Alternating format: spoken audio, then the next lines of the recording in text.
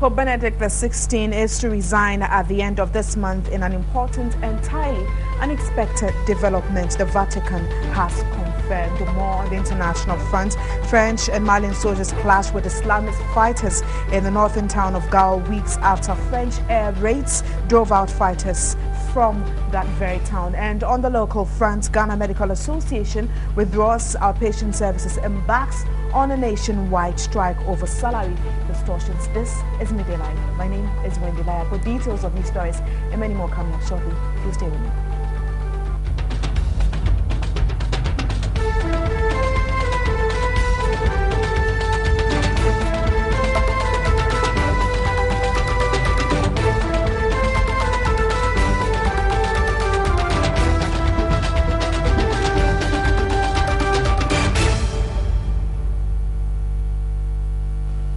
So with our stories and our very first headline story, the Vatican announced that Pope Benedict XVI will resign with effect from February 28. The 85-year-old Pope announced his decision in Latin during a meeting of Vatican cardinals, and he said this is because of his advanced age and diminishing strength. He didn't feel he could carry on the job. The move sets the stage for the Vatican to hold a conclave to elect a new pope by mid-March, since the traditional mourning time would follow the death of a pope doesn't or hasn't have to be observed. There are several papal contenders in the wing, but no obvious front runner. The same situation which Benedict was elected pontiff in 2005 after the death of Pope John Paul II. At 78, one of the oldest new popes in history when elected in 2005. Born in Germany in 1927, he joined the Hitler Youth during the World War II and was conscripted as an anti-aircraft gunner, but deserted. As Cardinal Joseph Ratzinger spent 24 years in charge of Congregation for the Doctrine of the Faith, once known as the Holy Office of the Inquisition, the theological conservative with uncompromising views on homosexuality and women praise. Now we do have on the phone line Reverend Father Nicholas Efiye, who is the Secretary General of the National Catholic Secretariat here in Ghana. Good afternoon and thanks for your time. Good afternoon. Does this really come as a surprise to the Catholic fraternity?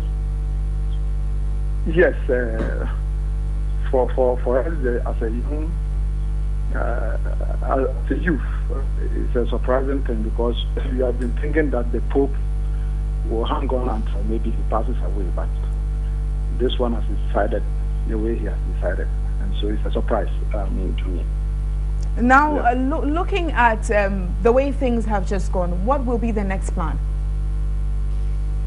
Well, it's for the cardinals we elect a new pope. And that, whilst that is ongoing, what happens to the Catholic Church? Who is going to take charge? And so the new one takes possession of the church. The old one will still be in charge. This hasn't happened in centuries, and yes, you're saying it does come as a surprise. Now, looking at his stance and being a conservative and his stance on homosexuality, looking at the new person that might be put in place, will the person be able to fill in the gap and the space that he's going to leave? Yes, the church is guided by the Holy Spirit, so anybody who takes over from him will choose as he has handled it. So if it's the stance of the church on homosexuality, the person will do the same. You will not change anything. With the guidance of the Holy Spirit, that is what the person will do. And with his decision to resign on February 28, would you say this is really a new precedent that he's setting due to the reasons that he's giving? Would you even say that it's just related to his ill health or the issues that have hit the Catholic Church in recent times? Looking at his age and looking at his health, I mean, it's not surprising to anybody if he says I'm resigning, because looking at it, maybe he cannot handle issues as he's supposed to handle, and says, okay, let me give way to another person who will be able to stand and then work for the church. And for you, what will be the way forward for the Catholic Church, looking at this decision that has just hit the church? This is a recent development, quite unexpected. Yeah, unexpected, but because it is possible. and it is happening. And so the church will be the same. It won't change anything in the church, only that we are writing maybe another history. Those of us, the young ones, we know that yes, the Pope resigned in our time, and then this is how we handle it. Even the laws, the code of canon law of the church, this one, there's a provision, but everybody thought that the Pope will not resign until, because we don't want to have two popes. But now it is happening. So we have to accept it and move on. Now, in some international news where I'm reading from, it says that the Vatican spokesperson indicated that not even the Pope's closest aide did not know what he was planning to do. What could have attributed to this? Why would he want to keep it secret and later give it as a surprise in the open for everyone to really find this as unexpected? What really could have accounted for that? This one is a question that can be asked the Pope for a secret. This one is very difficult to answer for him.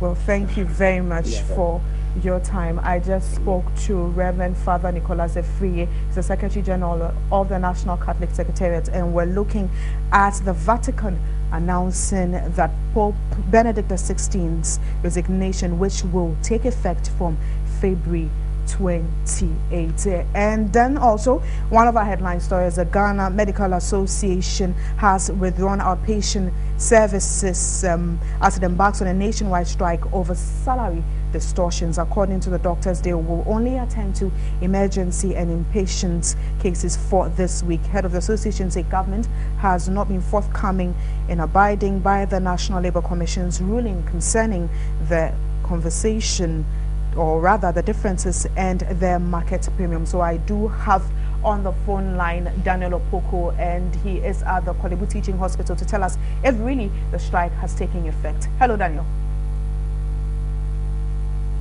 Can you hear me, Daniel?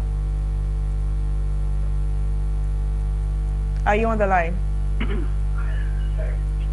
Daniel, can you hear me? Yeah, I can hear you, Wendy. Has the strike taken effect?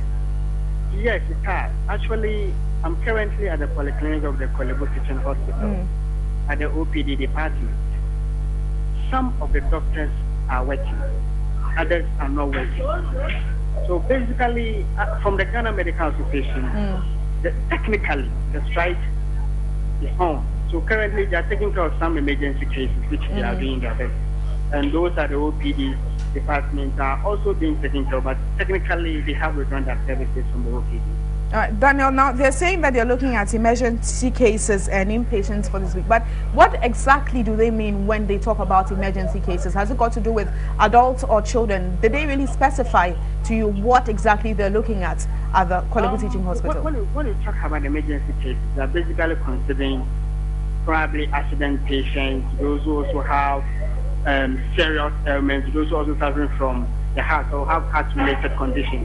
Those are some of the emergency cases that the doctors are taking care of. But with the minute cases, for instance, the malaria and those things, they have withdrawn their services from the office. Well, thank you very much, Daniel Opoko. He's our reporter, and he just spoke to me from the Kolebu Teaching Hospital looking at the strike action there. And we will get to the Ashanti region, where I will be speaking to our correspondent William Evans Income to also look at the situation at the Komfanochi Teaching Hospital. And like I did say earlier on, the Ghana Medical Association has withdrawn its outpatient services as it embarks on a nationwide strike over salary distortions. According to the doctors, they will only attend to emergencies and inpatients for this week. Head of the association said government has not been forthcoming in abiding by the National Labour Commission's rule concerning the difference in market premium. So I just spoke to our reporter Daniel Opoko, who gave us a situation at the Kolebu Teaching Hospital. He says yes, indeed, the strike has taken effect and they're looking at inpatient cases and also emergency cases. We'll be getting over to our Ashanti regional correspondent William Evans Income to look at the picture at the Komfanochi Teaching Hospital. So I do have him on the phone line now. Hello, Evans. Can you hear me, Evans? Yeah, Evans, Wendy, I can hear you. Now, has the strike taking effect in the Ashanti region? Wendy, the strike has been fully activated here in the Ashanti region. Now, this is a couple of OPDs here at the Confanochi Teaching Hospital, and the patients there have expressed worry about the development at the moment. Now, what is happening is that only inpatients and emergency cases are being attended to. And at one of the OPDs, what I realized was that a nurse there was actually screening the patients to find out whose case is actually critical, so that he sent the person to a consulting room for a medical treatment. So that is the situation now, Wendy. No, but looking at what you just told me, does it mean that if somebody walks in with a critical condition or walked in perfectly and immediately he or she gets to the hospital, gets in a critical state, they will turn the person down or look at the person? Exactly. My earlier interview with the regional chairman of the Ghana Medical Association, Dr. Frank Ankobia, actually told me that what they are doing now is that cases that are actually referred to the hospital, that is from the private hospital, those cases are considered as emergency. But those that are brought from the various homes and stuff like that, at the OPD, like what I saw, the nurse will just go out, go around, ask the patient the kind of case that he or she brought to the hospital, and actually verify if that case is very critical and that needs an immediate medical attention. Then that case will be attended to. But those who cases are considered, I don't know the criteria or how they kind of identify as to what case is actually serious and what is not. But those whose cases who are not lucky to be directed to see a medical doctor, they see their feet actually dangling. Okay. Now, I did ask Danny a question, and I'm going to repeat and ask you the same question. When they talk of emergencies, yes, you have said that if cases are referred from private hospitals, but which people fall under the categories for emergencies? Has it got to do with children or adults, or probably there are other specific things you're looking out for when they talk about emergencies at the hospital?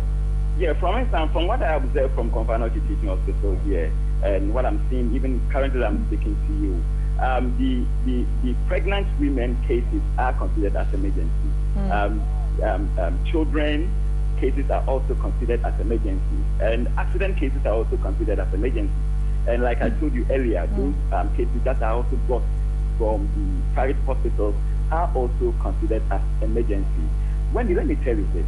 There was this one woman whose child was actually suffering from convulsion, from what she told me.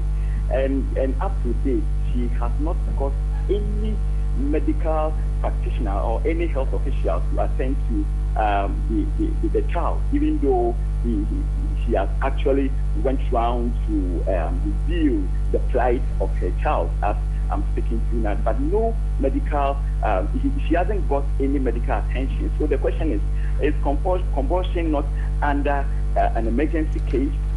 These are the very questions that we are asking here, because if you go around to speak to some of the patients who have actually turned up at the various OPDs, they also see their cases as equally emergency as those that have been granted already.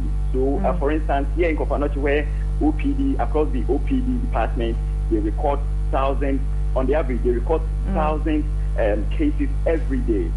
By virtue of this strike action, all things being equal, we can settle, or we can say that by the close of the day, around 1,000 patients are not going to receive. So it means that people are already moving to the private hospitals? Exactly. Those who have the means are moving to the private hospitals, but those who don't have are there with end at the moment. Quickly before I let you go, last week you did report on congestion at the emergency center of the Confanochi Teaching Hospital. What is the situation now? Wendy, I can tell you that apparently this strike action has actually also affected congestion here. The place, the A&E has actually been eased up. You hardly see people piled up at the entrance as it used to be the case. I must say that probably the strike action has actually probably might have also caused that thing to happen, because if you come there, you are either redirected or nobody attends to you at all. Okay. Well, thank you very much, William Evans Nkomo. And we're looking at the Ghana Medical Association strike in the Ashanti region. He says that, yes, it has taken effect. He was giving a report from the Confanochi Teaching Hospital. We're looking at some other stories here on Midday Live. And the Pope of Jumbo number 1 in the Kwanta North District of the Volta region, rather, the people of Jumbo number 1 in the Kwanta North District of the Volta region are celebrating they have found crude oil. And although the Ghana National Petroleum Corporation is yet to confirm the content of the substance, in 3 weeks' time, Edward Kwabi reports residents are jubilating the discovery is a beginning of good fortunes.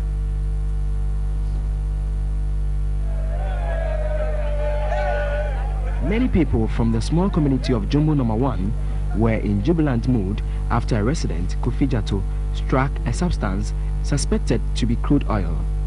The community of about 600 inhabitants is beginning to receive its lost sons who left for greener pastures in the city upon hearing the news last Friday. And even though the Ghana National Petroleum Corporation is now conducting preliminary investigations to confirm the substance, residents are convinced the new discovery will bring enormous wealth and jobs. The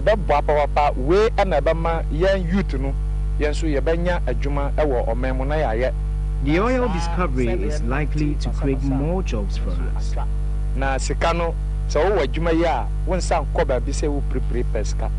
I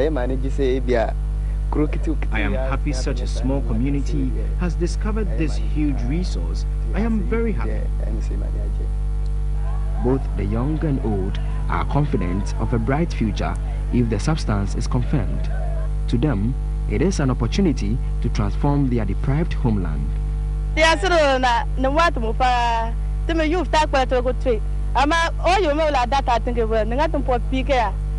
am so happy. This oil find will create jobs for the youth.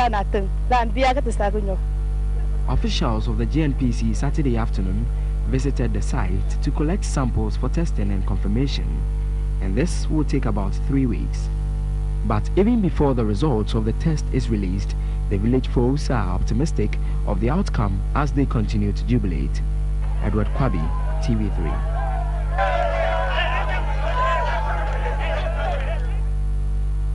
Now we go back to the health story where they're focusing on the GMA strike, and the Concerned Clergy Association of Ghana on Friday called on the Ghana Medical Association to reconsider their strike action. The Ghana Medical Association gave a 2-week ultimatum for governments to ensure that all issues regarding disparities in their salaries are addressed. And I do have on the phone line the spokesperson for the Concerned Clergy, which is Bishop Prince Bennywood, and he's on the line now. Hello, Bishop, and thanks for your time.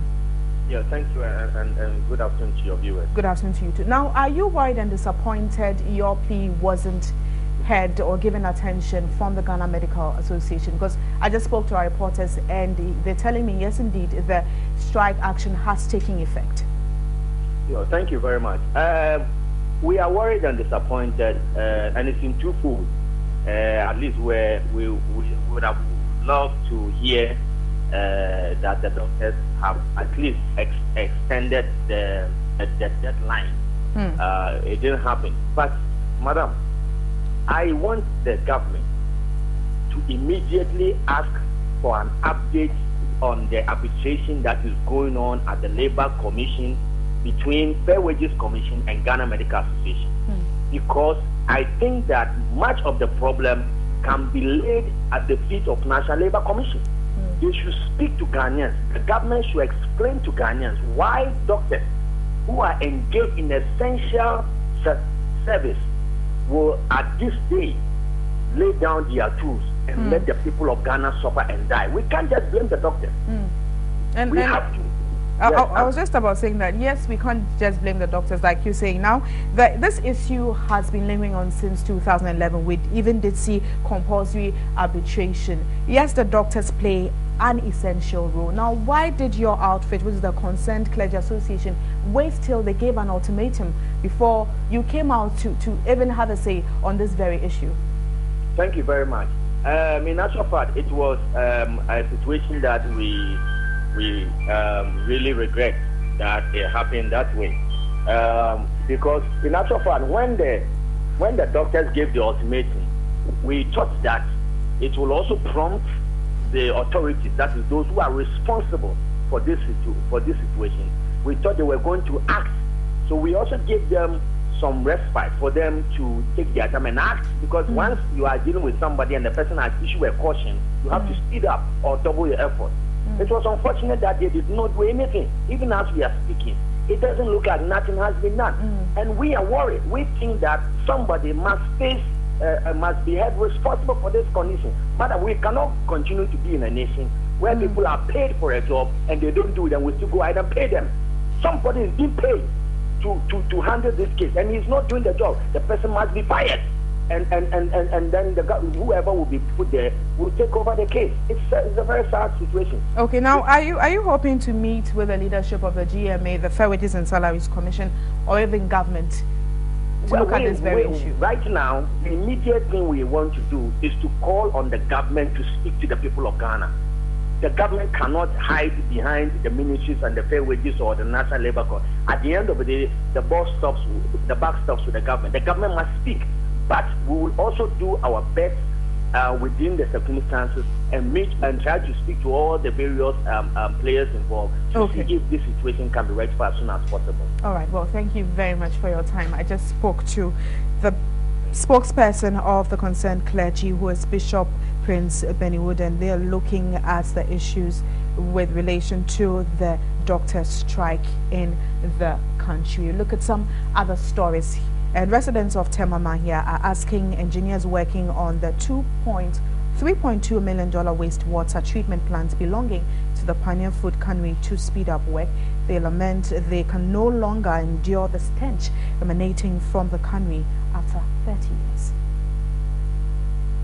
Temama here is a fishing community in the metropolis. Although densely populated, cold store business is right here. Residents have endured an aged-old panja smell, which usually greets first visitors in the community. Critics have linked the dryness of the Chemu Lagoon and poor insanitary condition to the stench. Yet, others have also pointed accusing fingers at the frequent pollution from industries dotted along the lagoon, including the PFC. Residents and market women who ply their trade very close to the plant are agitated and want authorities to speed up work.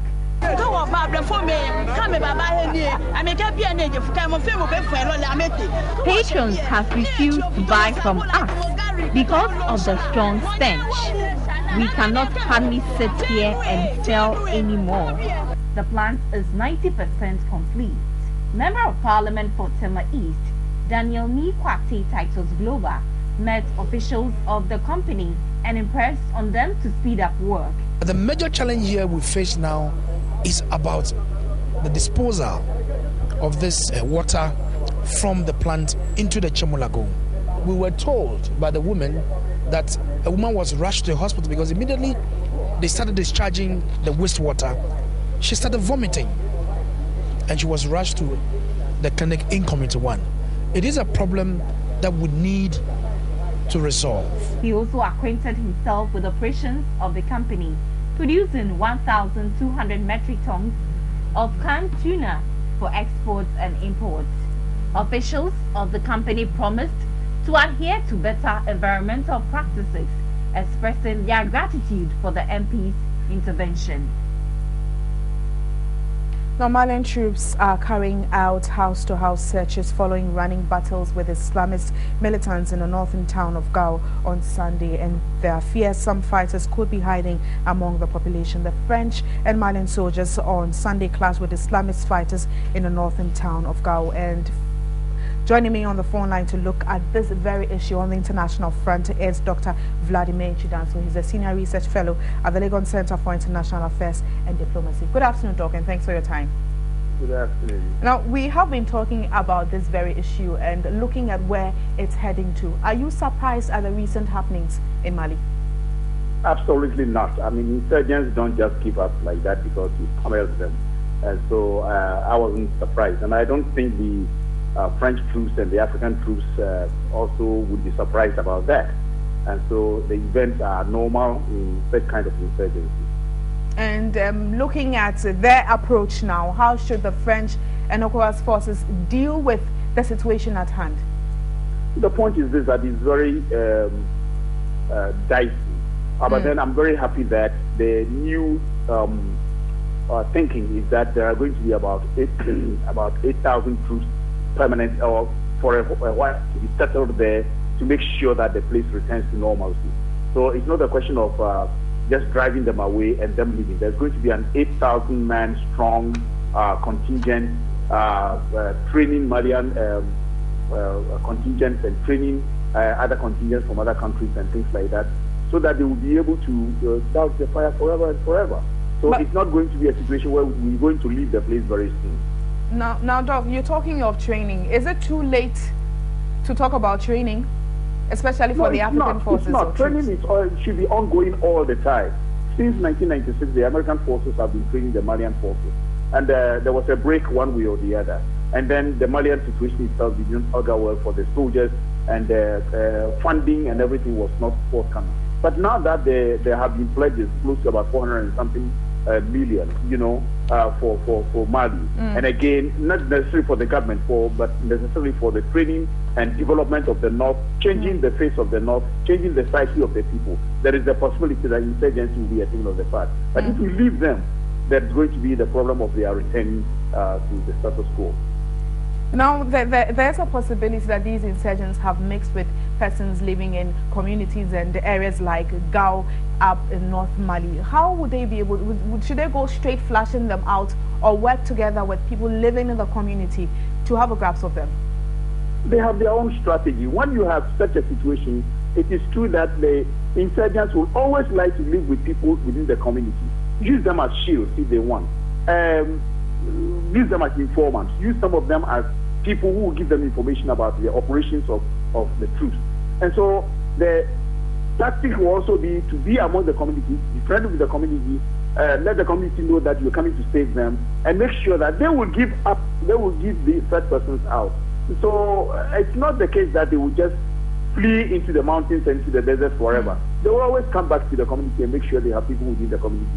Okay, now away from Mali, Doc, the news is that Pope Benedict has indicated he will resign on February 28th. For you, and looking at the role the Catholic Church and the Pope did play, or is still playing till he resigns, what are the implications? Well, it's another situation where I don't know, I haven't gotten the full facts, but if that is the case, it's a little problematic, because maybe I have to check my facts. Maybe this is the first time we have a Pope resigning. That hasn't happened in recent times. It happened centuries Come again? ago. That hasn't happened in recent times. Absolutely. Yes. And therefore, it will be a blow to the Vatican. People will have to give a lot of explanations. If he resigned because of ill health, yes, or because that's of what he yes, said. that is what I mean. Is it true? I want to say that whether it is true that he's resigning because of ill health, but it has to be diplomatically very well handled. Who is going to be in the next Pope? Is the Catholic Church not going to be divided over the issue and that kind of thing? It has a lot of implications, first for the Catholic Church and again for the community. All right. Well, thank you very much, Dr. Vladimir Nchudan. So I just spoke to Dr. Vladimir Nchudan. So we're looking at the Mali crisis and the news about the resignation of Pope Benedict XVI. Now, the Coalition of Northern Women and NDC Pressure Group has appealed to President John Mahama to appoint a woman as a Northern Regional Minister. Believed President Mahama is a gender activist, and they challenged him to consider their proposal and also consider women for the positions of district chief executives. The president of the NDC Women Organization, Madam Abdullahi Duria, noted women have played crucial roles in their various capacities in national development. The group was confident a woman regional minister would inspire young girls in the area. A traditional ruler, who is also the regional director of National Population Council, Boma Hihina Al-Hassan, said misinterpretation and misapplication of tradition and religion relegated women to the background and urged the president to consider the proposal.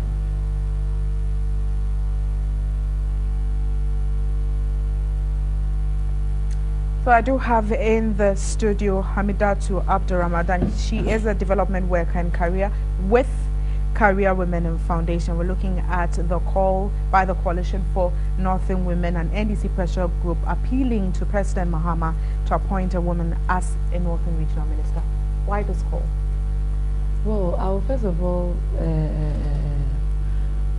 praise the women group for making such a call, and I am very happy that it has come at this time. As a development worker, I think that the efforts we've been investing, it's yielding some dividends, because if a women group comes up this time round from the northern region of all to call for a female leader, it means that they have also discerned somehow their capacity have been built, and they think that yes, if we have a woman who would understand issues as a woman, then things will be good for us. So I think it's a call in the right direction, and civil society organizations based in the northern region who have been fighting, working hard to build the capacity of women, to let them know that yes, we can do it, to let them know that yes, a woman can come in at this higher level, and when a woman is at that level, things will be better for us. So I think it's a call in the right direction, and I think yes, a lot of work have gone in there, and it's yielding some dividends. Now, you know that the president should be given the freedom to select whoever he wants to work with. So why is this group trying to influence his work? Well, I think they will answer this question better, but I believe it's a plea they are making. It's a call, and the president has the right to reserve the right to choose whoever he thinks can do the job. What I think I heard the statement, and they were like, they have heard a lot about the president's statements, and those statements prove that he is gender active, and that they are pleading that he walks the talk, not just make talk just like that, but he walks the talk, moving a step ahead to first in history appoint a female leader, because the northern region has never had a female leader in terms of politics, as in the regional minister or a deputy regional. No, even the Tamale metropolis where I live has never had a female leader. So I think if this is done, it is first in history, and it's moving the region from one step to the other, because the world itself has moved from one step to the other. Now, looking at the role you play and knowing that you are from up north, if I should ask you, would you be able to give me specific names of women you think can fill that capacity, even away from the coalition and what they are asking for? Oh, yes. Are there persons that you can just mention now that I think this and that person can play that role? Yes, there are a lot of qualified women in the northern region. I may not be able to mention because I don't know their involvement in politics, but I believe there are more qualified women in the northern region that can move up to these positions to do and will do well. I trust that they will do well when they are given that opportunity. I have heard a lot of people say that the northern region is volatile and it's not ready for a female leader and all that. Believe you me, if a woman is put there, things are going to change. And if it happens that he doesn't appoint a female, well, fine. Woman, what happens? Fine. That is another issue that he has to look at. These are women from the NDC, and the NDC is noted for having that thick following, feminine following in the northern region. And we have observed that for some time now, it's reducing day by day. And so if these women are coming out to ask that, yes, this is what we want you to do, probably they have thought that if there was a woman there, what we are losing, those we are losing as part of us wouldn't have gone. And probably that woman would understand us, understand our problems, and work in such a manner that will promote our cause. So if these women are coming out to say that, yes, we need a woman, it means that the president has to give an ear.